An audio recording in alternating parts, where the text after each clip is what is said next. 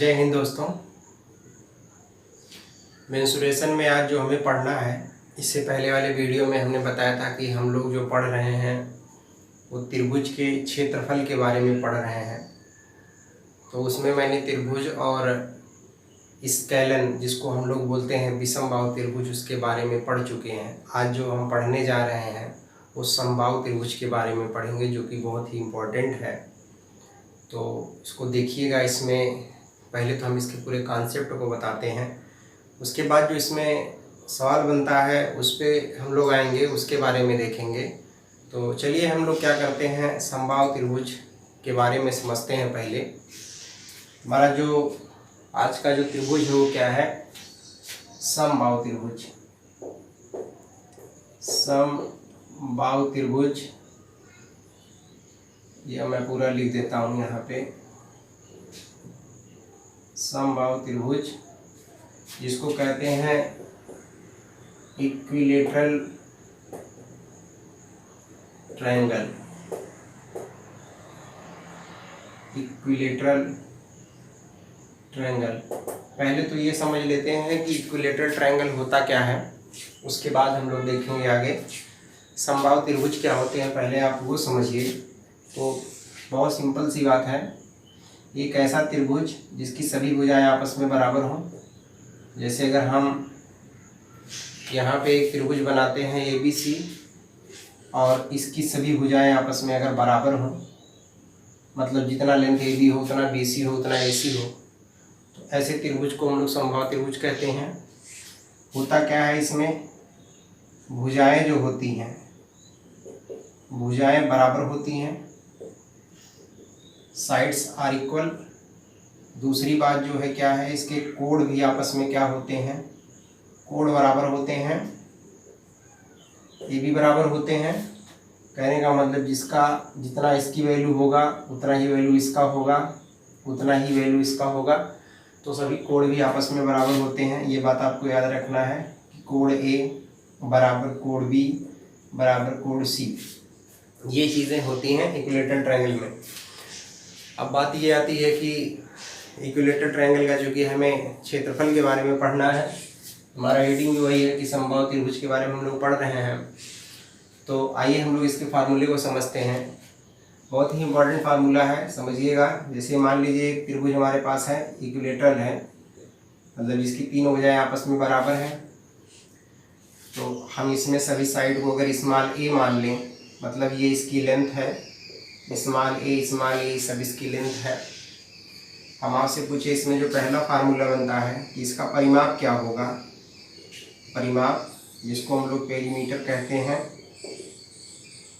Perimeter ये होता क्या है कि 3 इंटू साइड, मतलब 3 गुणे भुजा, और भुजा हमारी है कितना, 3 गुणे a। भुजा को ही तो a माना गया है, तो ये हो गया हमारा क्या चीज़, परिमाप हो गया। फिर दूसरा बात जो आता है वो क्या आता है कि त्रिभुज का क्षेत्रफल, इसका क्षेत्रफल कितना होगा। दूसरी बात आती है क्षेत्रफल।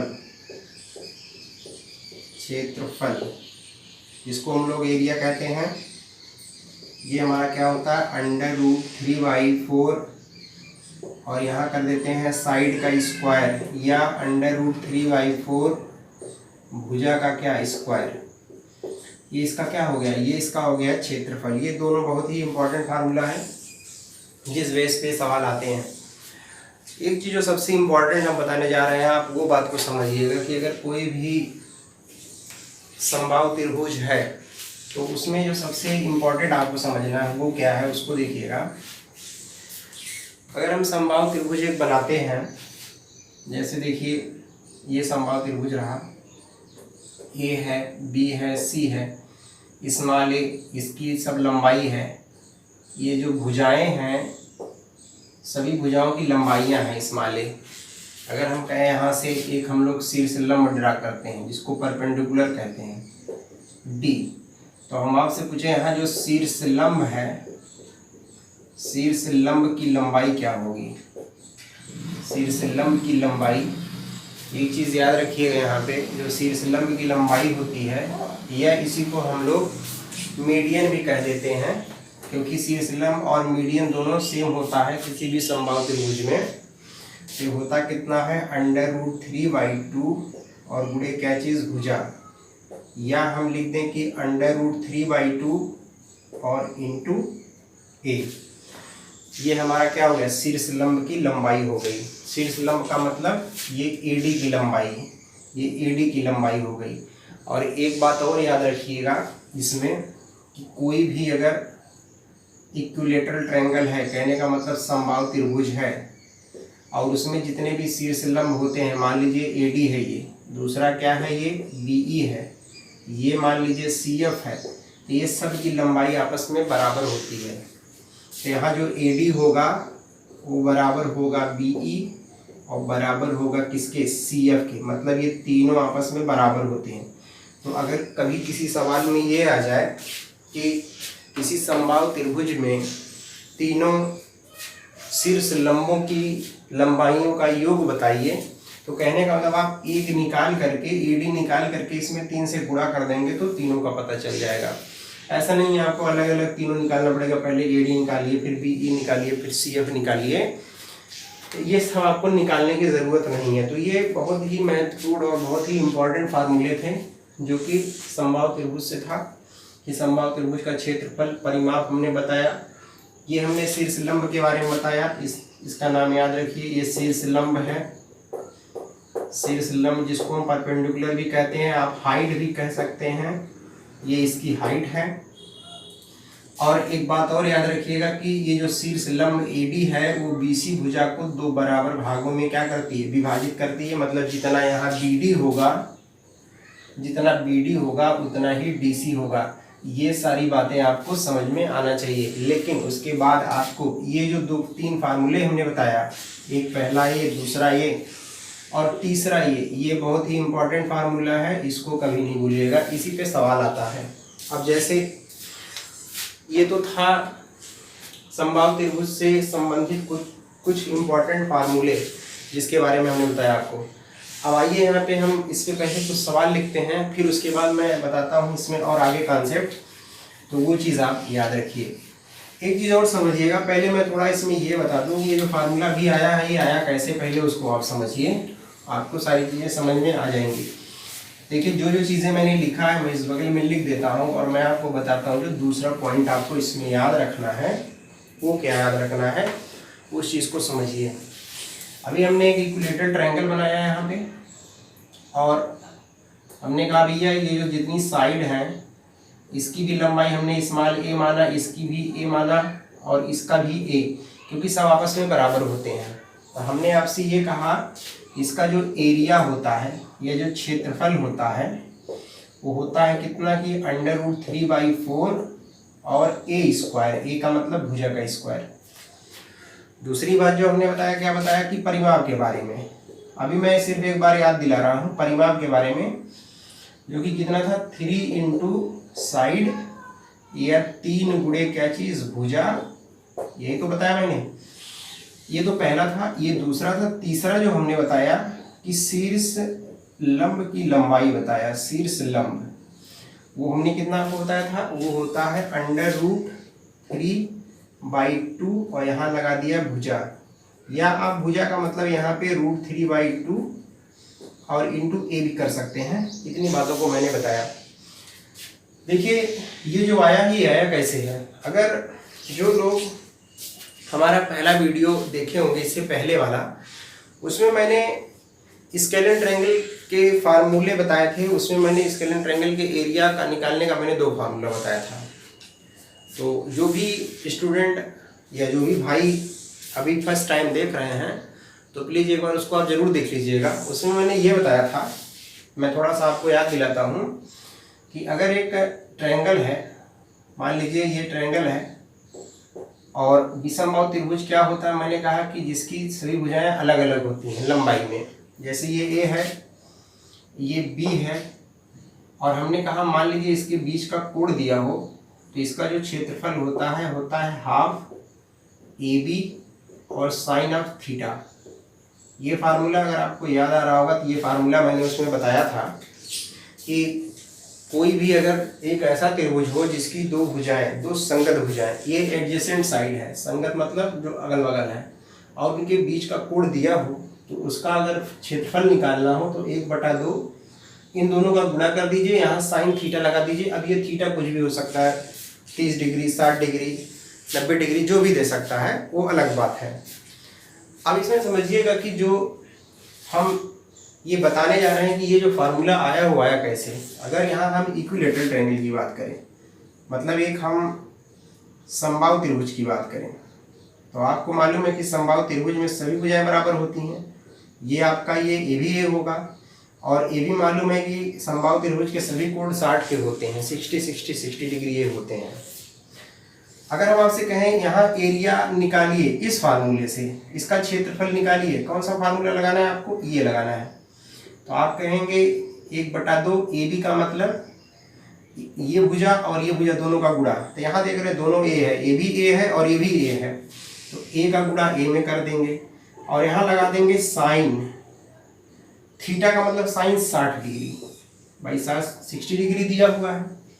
तो क्या देख रहे हैं 1/2 ए का ए में अगर गुणा आप करते हैं तो A², और अगर आपको याद होगा साइन 60 का मान तो ये होता है √3/2, तो यहाँ पे √3/2 रख दीजिए, तो 2 का 2 में गुणा कर देंगे, रूट का यहाँ आगे आ जाएगा √3/4 और A², यही एरिया आया। देखिए जो एरिया हमने यहाँ लिखा है, तो इससे भी इसका एरिया वही आया जो अभी हमने इससे पहले आपको बताया था। अब हम आपको इसमें थोड़ा सा चीज़ों को और बताते हैं। ये तो मैंने बताया कि ये कुछ बेसिक फार्मूला था जो इक्विलेटरल ट्रायंगल से संबंधित था, इसको आपको आना चाहिए, और ये फार्मूले आप बिल्कुल मत भूलिएगा। सवाल कैसे आएगा मैं वो बता दूं। पहले एक सवाल में बहुत सिंपल सा क्वेश्चन लेता हूं और उसको मैं बताता हूं, इसको हालांकि मैं न रफ करूं क्योंकि जिससे अभी आपको याद रहे। आप शीर्ष लंब की लंबाई हमने क्या बताया भाई, शीर्ष लंब बराबर √3/2 इंटू भुजा, भुजा का मतलब साइड या ए, बात वही है। जैसे अगर एक सवाल लिखे हम, कोई प्रश्न लिख देते हैं, मान लीजिए एक सवाल लिखते हैं, क्वेश्चन है कि किसी समबाहु त्रिभुज का, समझिएगा, किसी समबाहु त्रिभुज का शीर्ष लंब की लंबाई, शीर्ष लंब की लंबाई मान लेते हैं कितना दिया हुआ है। अगर हम यहाँ पे मान लें कि 5√3 है, ऐसे लिख देते हैं, 5 करड़ी में 3। मैंने क्या माना यहाँ कि किसी समबाहु त्रिभुज का शीर्ष लंब की लंबाई 5 करड़ी में 3 सेंटीमीटर है, तब त्रिभुज का क्षेत्रफल और परिमाप बताइए। अगर ये सवाल है, मान लीजिए ऐसा सवाल है, परिमाप बताइए। अब त्रिभुज का परिमाप और क्षेत्रफल निकालने के लिए हमें उसकी भुजा चाहिए। अगर भुजा पता चल जाती तो हमारा काम बन जाएगा। और अभी हमने यहाँ लिखा कि जो शीर्ष लंब की लंबाई है, इसकी शीर्ष लंब की लंबाई है जो, वो कितना है, √3/2 और इंटू क्या, भुजा, यही तो लिखा है शीर्ष लंब की लंबाई।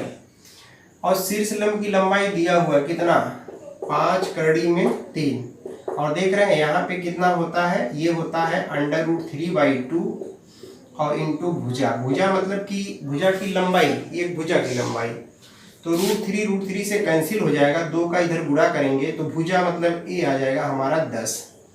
और जब भुजा हमको 10 पता चल गया तो एक बात आपको यहाँ समझ में आना चाहिए कि हमने बताया था कि परिमाप जो होता है वो होता है 3 इंटू साइड, या 3 गुणे भुजा, कितना, 3 गुणे भुजा।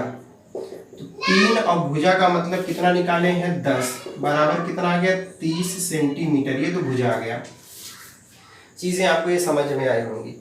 ये तो परिमाप निकल गया।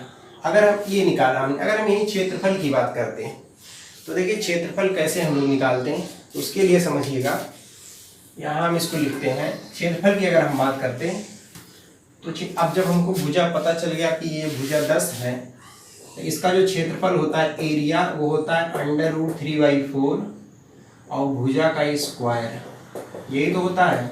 तो a बराबर √3/4 और भुजा का स्क्वायर का मतलब 10 का स्क्वायर आप कर दीजिए, तो आ जाएगा √3/4 और ये आ जाएगा कितना 100। तो 2 बार में ये कैंसिल हो जाएगा, 50 बार में ये, या डायरेक्ट कैंसिल कर देते हैं, 25 टाइम में हो जाएगा कैंसिल, ऐसे लिख देते हैं। √3/4 और इंटू 100, ये 25 बार में कैंसिल हो जाएगा, तो 25 √3 सेंटीमीटर स्क्वायर। ये इसका क्या पता चल गया, ये इसका एरिया पता चल गया। तो चीज़ें कितनी ये आसान थी, आप इस बात को समझ रहे हैं।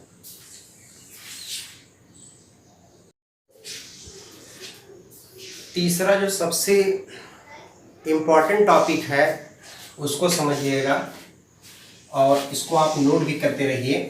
तो तीसरा मैं बताने जा रहा हूँ, बहुत ही इम्पॉर्टेंट है और देखिएगा उसका कितना ज़्यादा यूज होता है। ये जो हम बताने जा रहे हैं नेक्स्ट आपका, वो आपका जो टॉपिक है आप हमारे साथ साथ नोट भी करते रहा करिए।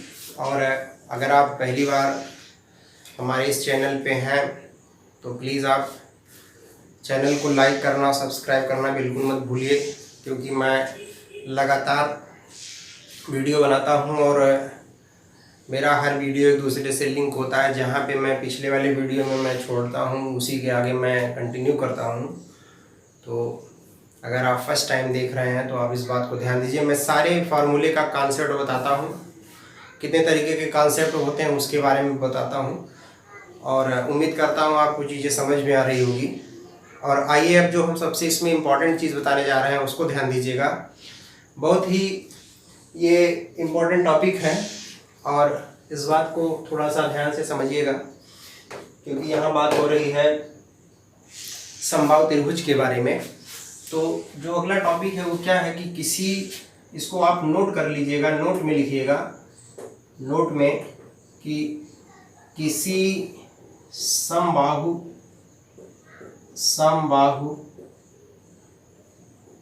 त्रिभुज के अंतर्गत किसी बिंदु से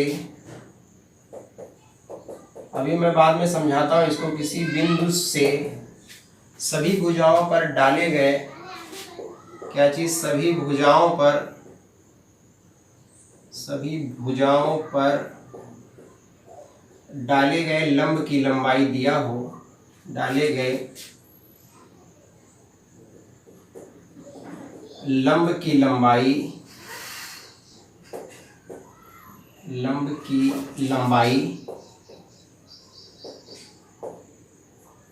ऐसे कर लीजिएगा, एक्स वाई और जेड हो, एक्स वाई और जेड हो, तब अगर ऐसा है तब समबाहु त्रिभुज की भुजा बराबर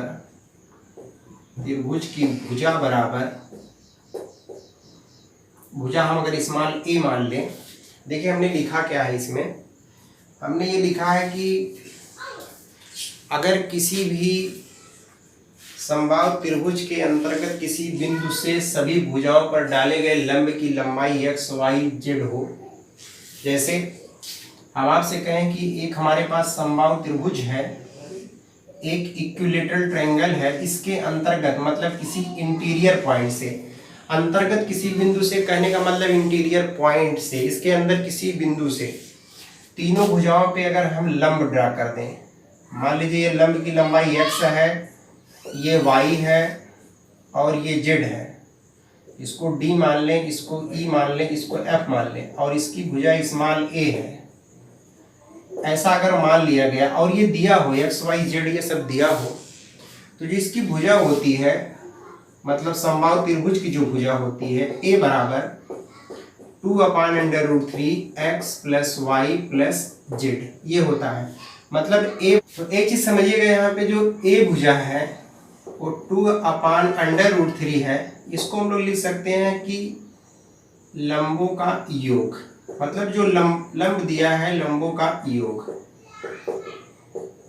ये भी आप फार्मूले में लिख सकते हैं। जैसे अगर हम बताएं आपको यहाँ पे कि ये सवाल कैसे आएगा, हम आपसे कहें कि एक समबाहु त्रिभुज ये है मान लीजिए, और किसी इंटीरियर पॉइंट से मान लीजिए किसी बिंदु से ये लंबाई दे दे √3, ये लंबाई दे दे और ये मान लें f, और ये सपोज कर लें कि ये दिया है 2√3 और इसको लिख दें 4√3। हम आपसे पूछे कि इसकी एरिया क्या होगी, तो इसकी एरिया कहने का मतलब निकालने का हमको a चाहिए, और a बराबर 2/√3 और सभी लंबों का योग जोड़ दें। √3 में ये जोड़ेंगे 3√3 और इसमें 4 जोड़ देंगे तो 7√3। √3 कैंसिल हो जाएगा, a बराबर आ गया 14। अब आपसे हम कहें कि बताइए इसकी एरिया क्या होगा, तो मालूम है कि √3/4 a² होता है। √3/4 a² का मतलब 14 का स्क्वायर हो जाएगा, तो √3/4 और ये कितना हो जाएगा 196, 14 का स्क्वायर, तो ये कितना हो जाएगा 2 से कैंसिल, 4 से कर दीजिए, तो 4 चौके 16, 4 9 36, 49√3। कहने का मतलब ये हुआ कि अगर किसी इंटीरियर पॉइंट से किसी समबाहु त्रिभुज के किसी अंतर्गत किसी बिंदु से तीनों भुजाओं पे जो डाले गए लंब हैं उनकी लंबाइयां पता हो, तो उसकी भुजा निकालनी हो, तो यहाँ से हम लोग उसकी भुजा को आराम से निकाल सकते हैं।